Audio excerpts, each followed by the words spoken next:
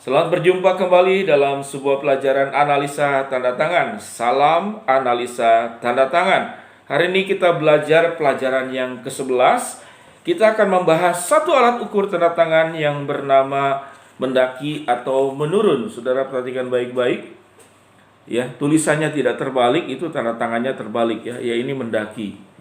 Yaitu mendaki, ini menurun. Menurun, mendaki atau menurun.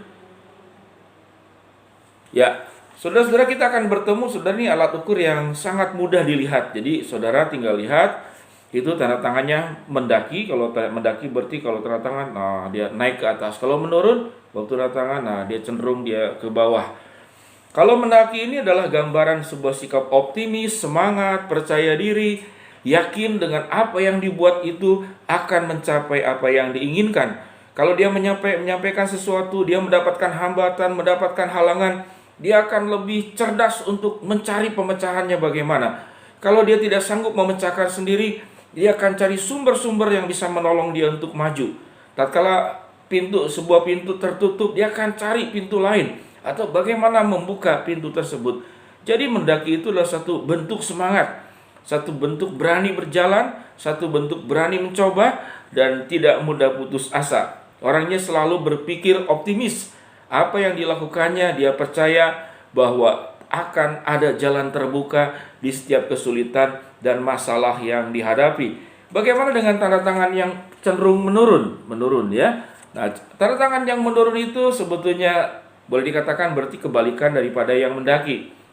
Menurun itu dia semangatnya kurang. Ya, kalau ada masalah, ada problem, mencoba sekali nggak bisa, dia kemudian mengeluh, atau kemudian dia berdiam, tidak punya semangat, didorong-dorong lagi oleh kiri dan kanan, dia baru kemudian naik lagi semangatnya. Seperti itu ya. Namun kelebihan yang menurun itu biasanya dia tidak banyak konflik. Jadi kalau ada persoalan, dia tidak mau banyak konflik, dia menarik diri atau dia diam saja atau ikut saja apa yang menjadi sebuah pendapat umum atau pikiran mayoritas. Nah, kalau yang katakan tadi menanjak ini sisi negatifnya itu jadi memaksakan ya. Kalau seperti orang ini sudah tidak bisa diajak ataupun ada hambatan, dia akan cari. Sehingga akhirnya negatifnya itu ya akhirnya suka memaksa atau negatif lainnya akhirnya bisa kemudian menghalalkan cara. Jadi kalau cara yang benar itu tidak bisa, cara yang seharusnya tidak bisa, dia bisa menghalalkan cara.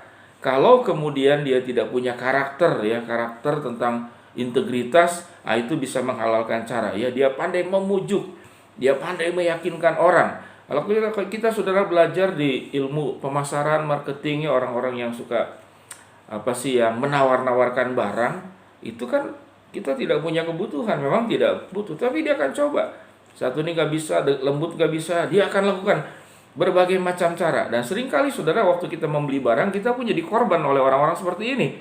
Pada saat dia menjelaskan barang itu, oh betul ya, ini berguna, ini penting buat saya. Setelah dibawa pulang ke rumah, sehari dua hari berpikir, ngapain saya beli barang ini? Nah, saudara menjadi korban ya. Korban yang orang-orang yang punya pesona meyakinkan, namun tatkala potensi pesona meyakinkan ini kemudian disalahgunakan, itu juga menjadi bahaya. Nah, kalau yang menurun itu daya juangnya justru sebaliknya ya. Sebetulnya dia bisa mencoba, baru mencoba sekali ya, paling 2 kali dia ngeluh. Kadang-kadang sebetulnya jalan juga udah lancar, udah bisa, dia tinggal meneruskan. Tapi kemudian dia berpikir, aduh, kira-kira saya bisa nggak ya?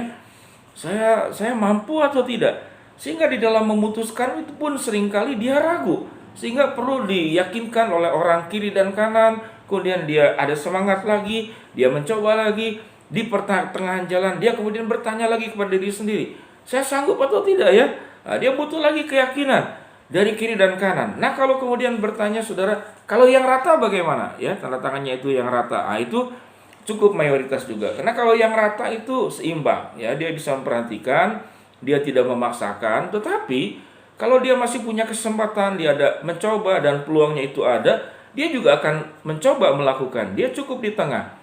Ya, orang-orang yang ada di tengah ini, saudara-saudara, memang biasanya juga terhindar daripada penipuan. Nah, siapa yang saudara mudah tertipu, itu yang ini mendaki.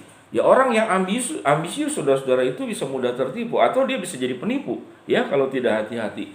Nah, kalau yang datar itu saudara-saudara yang tidak menanjak, tidak menurun, tapi dia datar. Nah, yang datar ini saudara dia proporsional melihat segala sesuatu itu secara seimbang. Namun kembali bahwa ini hanya satu alat ukur. Jadi tidak bisa satu tanda tangan itu hanya dipakai oleh dengan satu alat ukur. Dia perlu dari nanti ada belasan alat ukur, mana yang lebih menonjol daripada alat-alat ukur tersebut ya. Jadi terus belajar. Saudara-saudara yang baru lihat YouTube ini, silakan Anda lihat ke YouTube saya di pelajaran 1 sampai ke 10. Nah, waktu Anda belajar simak dengan baik-baik satu dengan yang lain, lama-lama Anda bisa menganalisa tanda tangan sendiri, orang-orang terdekat maupun orang lain. Saudara, seberapa penting mempelajari analisa tanda tangan? Oh, sangat luar biasa penting. Mengapa? Karena saudara, kerugian besar, masalah dalam hidup ini sebetulnya diakibatkan dengan hubungan manusia, suami, istri, mertua, ya, hubungan bisnis, teman, pergaulan, dan segala macam. Itu karena kita salah memahami manusia. Saudara, kita mengenal bagian luarnya, namun kita tidak sanggup melihat bagian dalamnya. Signaturologi atau analisa tanda tangan, Anda mampu melihat bagian dalam yang terdalam dalam hidup manusia, apa yang dirasakan, motif seseorang, pikiran seseorang, niatnya baik atau buruk. Saudara, tetap semangat, tetap sehat. Kita terus belajar untuk mengikuti di pelajaran-pelajaran berikut. Silakan Anda untuk like, subscribe. Kalau Anda tidak mengerti, silakan komen ya. Komen di YouTube ini, saya akan menjawab setiap pertanyaan yang Anda tidak mengerti. Selamat berjumpa kembali di pelajaran berikut.